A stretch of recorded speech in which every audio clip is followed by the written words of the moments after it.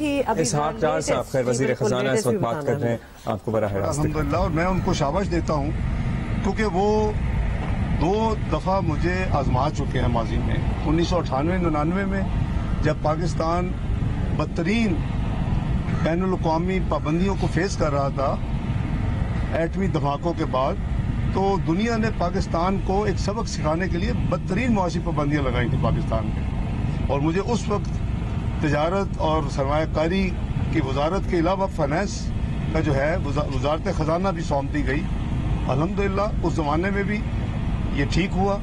2013-14 में इसी पिंडी के एक पॉलिटिशियन ने शर्त लगाई 114 रुपए में, जब खुली मार्केट में गया, बैंक इंटर बैंक में 111 था। उस वक्त मैंने कहा था कि देखें ये नहीं हो सकता कि पाकिस्तान की आवाम के साथ कोई खेल खेले, और ये भी एक खेल है। यानी 20 रुपए समझ लें, उस पर हमने उनको लॉक कर दिया। जो हुकूमत की कॉस्ट 30 आए 32 आए जो भी आए, उनको हम 20 ताकि आप वो कम्पीट कर सकें। ये मुश्किल तरीन हालात है एक्सपोर्ट इंडस्ट्री के लिए। वो बहुत खुश हैं, बहुत सेटिस्फाइड। अब बताएं भाई। सर ये बताइएगा कि ये जो पूरी एक अकाउंटेबिलिटी की एक वेव चली और ये कहा गया कि मुल्क में बड़ा एहतसाब हो रहा है, इसका सर इकोनॉमिक लॉस कितना है, मईशत में हमें कितना बड़ा लॉस हुआ है इस सारी एहतसाब की मूव के दौरान, और ये जो एक मूव चलाई गई कि हमने बड़ा एहतसाब कर लिया, इसमें हमें आया क्या है और नुकसान क्या हुआ है? देखिए भाई, बात यह है कि जहाँ भी इसके नतीजे में ये जो सियासी इंतकाम पे, मैं एहतसाब को कभी मैंने अपोज नहीं किया। अगर किसी ने गलत काम किया मुझ समेत तो उसको उसकी कीमत अदा करनी चाहिए, बदतरीन कीमत उससे लेनी चाहिए। लेकिन आप सियासत के नाम पे इंतकाम करें। आप हुकूमत में हो तो सुबह आके पहले बुलाएं DGFIA को, फिर आप किसी नैब के बंदों को बुलाएं, ये फ़लाँ के ख़िलाफ़ ये कर दें, फ़लाँ के ख़िलाफ़ ये कर दें। तो इसका नतीजा ये होता है कि मुल्क में सियासी अदम इस्तेहकाम आता है, जो कि पाकिस्तान में था, जिसके नतीजे में ये हुकूमत पे गई और तहरीक अदम एतमाद जो है वो कामयाब हुई पिछली हुकूमत और वज़ीर आज़म के ख़िलाफ़। तो इसका आप यहाँ से अंदाज़ा लगा लें कि भाई जो मुल्क 2017 में जब ये ड्रामा हुआ, वो भी पोलिटिकल, सारा पोलिटिकल एक चक्कर था कि एक पनामा का जो ड्रामा था, उस पर आप देखें कि उस वक्त पाकिस्तान में महंगाई कितनी थी, 2% फूड की।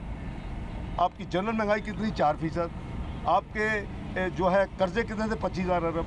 आपकी GDP ग्रोथ क्या थी, जो कि बहुत इंपॉर्टेंट इंडिकेटर है, 6.3, 5.8 था। बाद में PTI की हुकूमत उसको रिवाइज़ किया, प्रोविजनल फिगर होता है। आपके फॉरेन एक्सचेंज रिजर्व पाकिस्तान की तारीख में बुलंद तरीन थे, अभी भी वही रिकॉर्ड है। आपका रुपया स्टेबल था। तो ये जो चीज़ें हैं, ये वेस्टर्न वर्ल्ड के लिए ना बहुत बड़ी चीज़ होती है किसी हुकूमत की, ये परफॉर्मेंस। लेकिन यहाँ तो फिर जब आपने टारगेट कर लिया कि आपको करना है, तो फिर आप एक बहुत ही नेक तरीन हो तो आपको फिर भुगतना पड़ेगा। और अल्लाह माफ़ करे कि ये अच्छी रवायत नहीं है। मैं इसीलिए 2013 में भी कहता रहा कि चार्ट ऑफ इकोनॉमी करो। चार्ट ऑफ डेमोक्रेसी में मेरा एक रोल था, जो मुस्लिम लीग नून और PPP ने की। पहले मोहतरम बेनज़ीर भुट्टो और मियां नवाज शरीफ 2006 में, 13 में 2006 लंदन में। उसके बाद तमाम पॉलिटिकल लीडर्स आए और इंक्लूडिंग इमरान खान, उसने भी साइन किया। मैं कहता था चार्ट ऑफ इकोनॉमी करो, सियासत मईशत के साथ मत करो, ये तबाह कर देती है मुल्कों को। वही हमारा हाल हुआ है कि आज बेचारा गरीब आवाम पिस चुकी है। आपकी महंगाई जो है 27% में चली गई है। आपके जो कर्जे हैं, वो जो बड़े बुलंद वाला दावा करते थे कि जी कर्जे को मैं कराऊंगा, चेक कराऊँ, किधर है चेक करा के रिपोर्ट देना पब्लिक, क्योंकि उसमें कोई भी कर्जा आपका लेते हैं वो स्टेट बैंक में जाता है। आवाम का अकाउंट नंबर 1 जो है, कंसोलिडेटेड अकाउंट नंबर 1, उसमें जाते हैं, और जब आपकी रीपेमेंट होती है, जब भी ड्यू डेट होती है, उसी से जाती है। तो ये बेवकूफ़ वाली सोच है। जिस बंदे को ये नहीं पता कि कर्जा किसी के जेब में जा ही नहीं सकता, ना प्राइम मिनिस्टर के दफ्तर में जाता है, ना किसी और मिनिस्टर के दफ्तर में जा सकता है, वो तो स्टेट जो भी कर्जा लेंडर होगा वो कर्जा जाएगा स्टेट बैंक में, आप आवाम के अकाउंट में, और जब रीपे होगा, चूँकि रिकॉर्ड है तो वहीं से रीपे होगा। बस अजीब किस्म का जी हमारी घटिया तरीन सियासत में के दौर से हम गुजरे हैं, और अभी भी मेरा ख्याल है उस कल्ट को ये भी अभी भी नहीं समझ आ रही। मैं कहता रहा मईशत पे चार्टर कर लें, 14 में कहता रहा, मेरा ख्याल है वक्त आना चाहिए कि तमाम पोलिटिकल पार्टीज ये कौम से वादा करें कि हम मईशत पे कोई सियासत नहीं करेंगे, और जो भी होगा हम ईमानदारी के साथ अपने मुल्क के इंटरेस्ट को रखेंगे, सुप्रीम रखेंगे। लेकिन यहाँ अपने पेटी इंटरेस्ट के लिए लोग यहाँ तक कह देते हैं कि जी अगर मैंने मेरे खिलाफत में बात होकर मैंने निकला तो बेहतर होता कि इस मुल्क पे एटम बम गिर जाता। यानी इससे घटिया सोच क्या हो सकती है। बहरहाल मैं आपका मशकूर हूँ ये आपने जी भाई साहब, मूडीज ने पाकिस्तान को डाउनग्रेड किया और फाइनेंस मिनिस्ट्री ने उसे कंडेम किया है, क्यों मूडीज जैसा इदारा पाकिस्तान को? नहीं, मैं अर्ज करता हूँ इसे घबराए नहीं, कुछ नहीं होगा। मूडी से कल मैंने बात की है, मैंने उनको समझाया है कि आपको ये नहीं करना चाहिए था।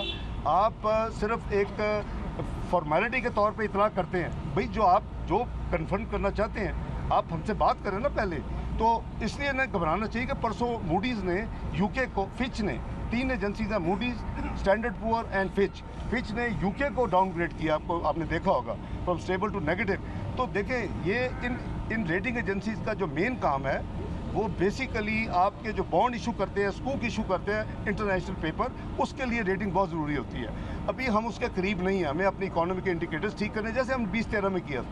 जब करके हम गए थे मार्केट में, तो मुझे याद है अप्रैल 2014 में हमने $500 मिलियन का बॉन्ड फ्लोट किया था। हमें 14 टाइम्स ओवर सब्सक्राइब हुआ। मुझे याद है, मैं उसके बाद वर्ल्ड बैंक आए, 2 दफ़ा साल में मीटिंग होती है, IMF की स्प्रिंग मीटिंग हुआ, मुझे हर मुल्क के फाइनेंस मिनिस्टर मुबारक दी। तो 14 टाइम्स इट वाज। तो इंशाल्लाह उन्होंने किया, हमने भी अपना जवाब दे दिया। मैंने कल उनको ज़बानी भी कहा, लेकिन उनका प्रॉब्लम है कि एक दफ़ा उनकी रेटिंग एजेंसी का प्रोसेस ये एक दिन में नहीं हुआ, कि वो पिछले कई महीनों से वो इस पर काम कर रहे होंगे। मैं अस्यूम कर रहा हूँ, मैं इंटरनेशनल अदारों में मैंने खुद भी ज़िंदगी में काम किया यूरोप में, तो वो अब उनके लिए अनडू करना नामुमकिन था।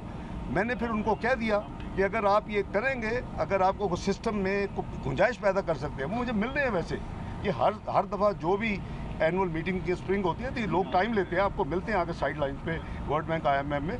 लेकिन मैंने कहा कि अगर आप नहीं करें, इसको रोकेंगे नहीं, आपने मुझे मिलना है अगले हफ्ते, तो फिर मैं बिफिटिंग जवाब दूंगा। तो ये जवाब जो है हमने इसलिए दिया है कि जो उनकी उस ग्राउंड्स दी हुई हैं उन्होंने वो हमें डाउनग्रेड करने की, मैंने उसकी हर एक की चीज़ का जवाब कल मैंने उनको बता दिया था। मैंने कहा अगर तुम नहीं कर सकते तो please then I will be informing beforehand कि हम इसका जवाब फिटिंग जवाब देंगे। जो जेंडर मैं दूंगा वो हमने दे दिया। डॉक्टर साहब ये बताएं कि आप जो अरेस्ट वारंट्स आज कोर्ट ने कैंसिल भी कर दिए हैं, हालात भी अब बेहतरी की तरफ जा रहे हैं। मरियम साहब भी कल नवाज शरीफ साहब से मिली, जज्बाती नजर आई। आप समझ रहे हैं कि अब नवाज शरीफ साहब भी मरियम साहब के साथ पाकिस्तान? देखिए, एक तो ये है भाई, ये वो हम अभी बात कर रहे थे ना, मैंने कहा था कि आप फरिश्ते भी हो तो आपको इस मुल्क में अगर सियासी इंतकाम है तो आपको पता नहीं कौन सी मत जेल में भेजेंगे। ये कॉल ये क्या था? पनामा यार फ्रॉड था।